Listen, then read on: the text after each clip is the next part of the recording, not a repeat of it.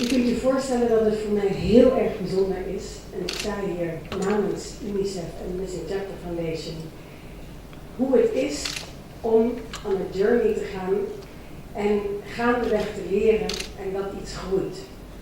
Stichting Lezen en Schrijven is ooit ook begonnen met één gevoel, één gedachte. En als je dan maar constant met elkaar samenwerkt, hoe je dan uit kunt groeien tot een beweging. En dat is wat ik voel hier op Curaçao. Ik wil je kort meenemen in de gedachten. Ik geloof erin dat het belangrijk is als je met elkaar op een journey gaat. Het is een lange termijn, zoals ook al gezegd werd. Waar het vandaan komt. Ik geloof erin, in de kern van iets. En dan, als iedereen ergens die kern voelt, dan gaat dat een eigen weg. Maar dan weet je altijd waar het vandaan komt. De Missing Chapter Foundation en uiteindelijk dus ook de Raad van Kinderen is ontstaan vanuit mijn eigen achtergrond in de corporate wereld in duurzaamheid.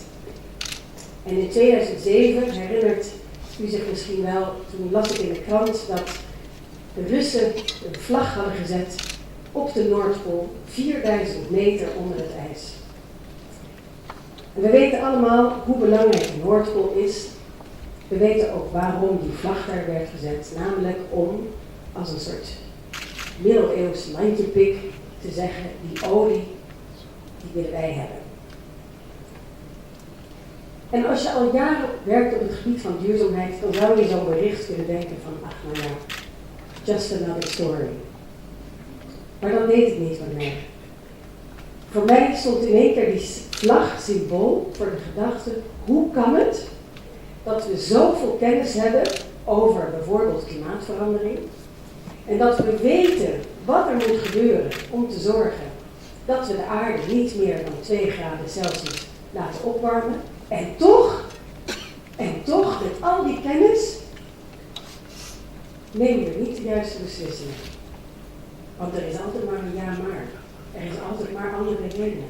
Maar als we nadenken over generaties die na ons komen, dan hebben we de juiste beslissingen te nemen. En vanuit die gedachte, vanuit dat gevoel, diep in mijn buik, is die journey begonnen.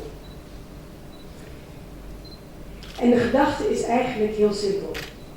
Dat als we de waarom-vraag weer op tafel leggen, waarom doen we de dingen zoals we die doen?